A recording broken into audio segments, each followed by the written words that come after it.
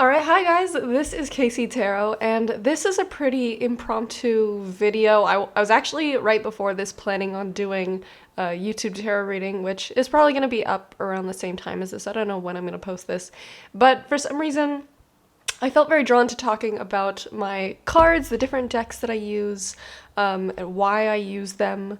I know a lot of different readers have different decks for different reasons. Some people will choose a deck like, what do I feel drawn to today? For me, when I am choosing what deck to use, it is very much centered around like what will work best for the type of reading that I'm doing. So I kind of wanted to talk about what I use each deck for, so you can be like, if I'm primarily somebody who's doing romance readings, I know which deck is going to work best for me. So starting off, I want to talk about my tarot deck because this is actually the only tarot deck that is here.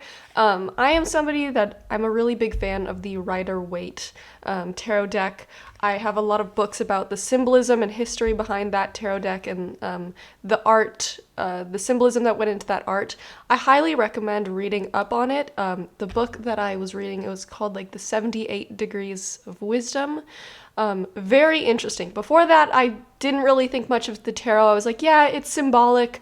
But when you look into not just like the color symbolism, but every little detail that's in the cards, I really like those cards because I feel like you can get so much information out of them.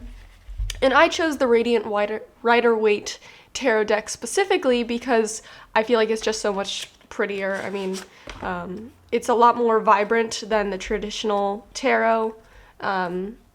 Just slightly so. Like, I really like how, especially the major arcana, just looks a little bit more vibrant than usual. And I use this tarot deck in basically every reading. When I use my oracle cards, those are more like support cards to add on to the tarot reading, to add like extra information, where, sometimes I'll use a tarot card to clarify another tarot card. Instead, I primarily am going to be using like an oracle card to add on more information to my tarot cards. So like, for example, if I'm doing like, what message do you want to hear right now? A lot of the time I'm going to reach for the Prism Oracle deck because the range of like what the cards are about is very broad, but every single card in this is very specific. So if you watch a lot of my readings, you'll notice that I'm primarily always using just these two cards. But like, for instance, the protection card, straight into the point. You know what it's about. It's a very simple card. So if I were to get this card with any other card, I know like, okay, this message is probably about protection. And then the card, if it was like a court card, it's like maybe it's protection about yourself or somebody else, depending on if I think that represents them or somebody else. So it's just a great way to add extra meaning on top of my cards and get to use a little bit of variety. The Prism Oracle deck I highly recommend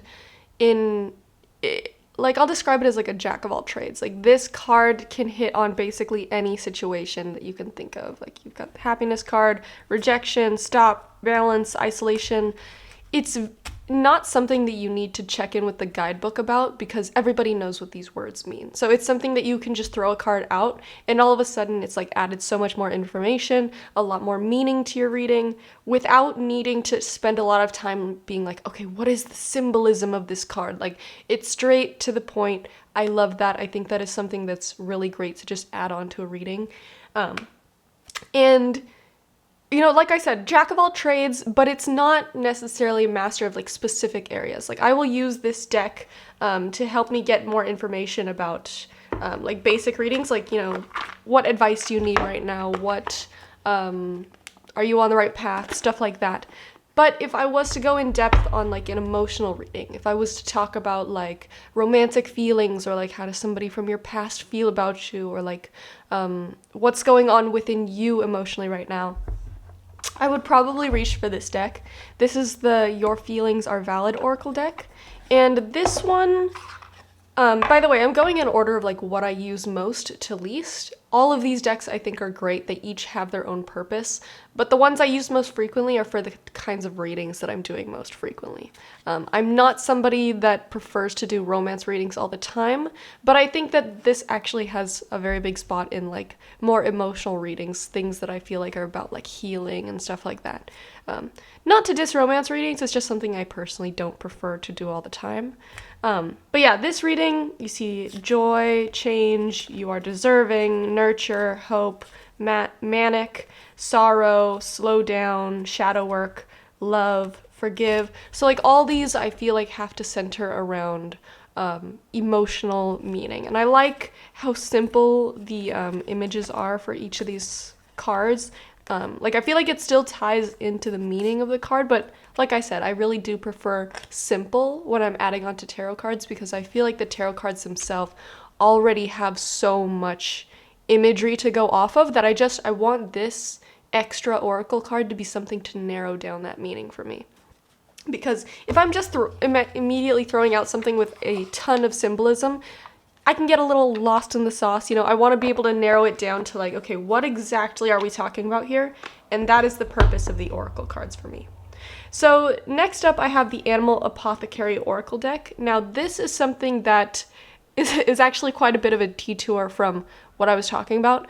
I don't use this deck as a support card, rather as like a large, all-encompassing, like, what do you need to hear? Like, this is where the main advice would come from in a reading. Like, if I wanted to talk about, like, what message your spirit guides have for you, and I want, like, deep advice, not just, like, surface level, like, oh, this is what you need to do right now. Like, if I want to delve deep into healing or messages from other people, you know, I'm reaching for this deck.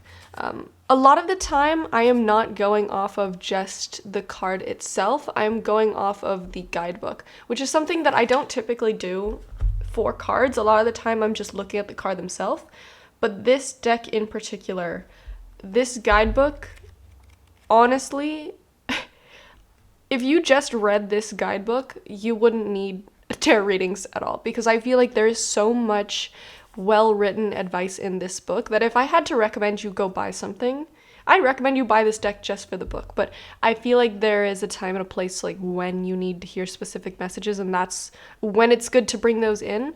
And I will, like I said, I read directly from the guidebook. It's usually like a page or two. They're pretty small, so they're easy to go through, but the advice in this book is just spectacular. So I'll add that on usually to the end of readings when I'm like, okay, and I want to pull specific advice, and I'll read from that. I'll do that a lot on like very emotional heavy readings, or like I said, advice from your spirit guides, advice from the universe, specifically for people who are feeling very lost, because I feel like this deck is very good at like helping you find optimism in the darkness, helping you find your way out.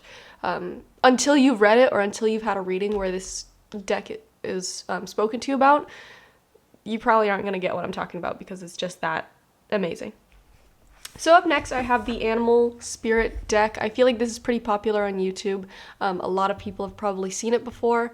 This deck, I don't use super often. I'm primarily going to use it on readings where I'm talking to people about, you know, what's your personality like? How do people view you? Because I feel like with the animal cards, I can get a lot of information about, you know, like a beaver, for instance. When I look at the beaver card, I see somebody who's very hardworking, somebody who puts a lot of effort into making their house a home, somebody that cares a lot about family. When I look at the panther, I see somebody that's very driven, somebody who goes after their goals almost aggressively, but also knows, you know, when to hang back. They're a statistician. There's somebody who's very intelligent, but also can pursue things and make them happen. So, you know, I will use this deck if it's like, I want to know who you are as a person. I want to know who you're developing into as a person. Some really great cards here. There's also, it has its own sort of version of a major arcana, quote unquote, the spirit cards of this deck. And in that situation, if those cards were to come out, I'd probably go to the guidebook that came with this, just because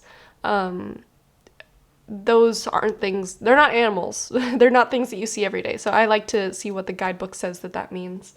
But that is what I use that for. And I think it's a really great deck. I do enjoy using it, but like I said, I don't use it very often because I'm not always doing those kinds of readings. But when I do, I think it's great to bring them out. I think it can also be very useful in romance readings to kind of get the vibe of both people in the situation. But yeah. And then up next, we have the Voice of the Souls Oracle deck.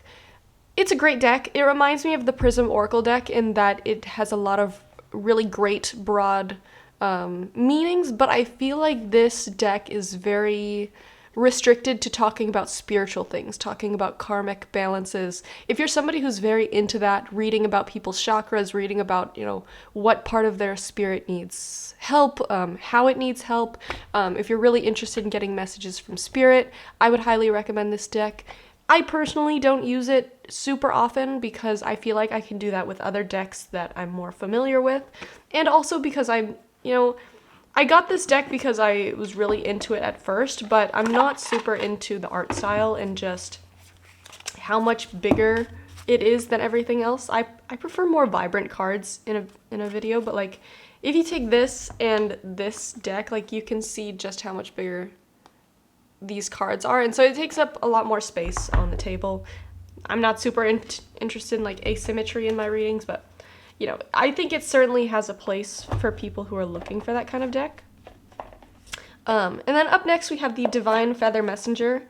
I really wanted to like this deck. I loved the art style. I love birds. Like that's the only thing that I'll paint is birds. And I think it's so pretty. It's so cute, but it doesn't really serve the purposes that I need. It's not something that I actually integrate into my readings very often, which is unfortunate because like I said, I love birds, I love the art style, and I think that these are really nice, cute messages. Like I will use this sometimes at the end of a reading for like one final message from spirit or the universe, what you need to hear right now. And as you can see, like there's usually like one sentence at the bottom, and I'll read that off real quick, and I'll say, if you start seeing this bird in the wild, the kingfisher, it's a synchronicity because it came from this reading. Like I'll use that deck for that purpose, to like show people specific synchronicities to look out for. I also really love the pictures on the back of the deck, because if you've watched my readings, I always put the cards backwards on the table and say like, which one do you feel most drawn to? And I just think it's like aesthetically and card picking wise really nice to pick a feather.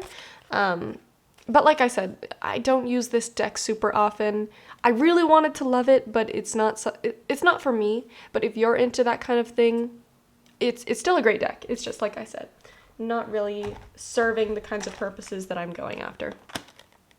Sorry, I'm trying to put these cards away, but it's just not really working out for me right now. But the final deck that I have here is the Crystal Ball Pocket Oracle. I don't use this super often because I don't usually do yes or no questions in my readings, but sometimes at the very end, I'll ask the viewer to say like, okay, hold a yes or no question in your mind, and then I'll flip the card over for them. And this deck just contains, I think it's like 13 cards, and the cards say like, yes, no, this is the sign, listen to your intuition, you're going in the right direction, no, yes, choose a new direction, get more information, go, the time is right, unlikely. It's like shaking a magic 8-ball, like those toys that would answer questions for you, which is great. Like I thought for a while, maybe I'll keep this on myself and like use it for myself when I'm out and about. I want to answer something answered real fast, but I don't really do that. I don't really like adding in the yes or no's to the end of readings because I feel like it's a general reading. It's not really going to pertain to everybody, and like, I don't know. Personally, not for me, but it certainly has a purpose.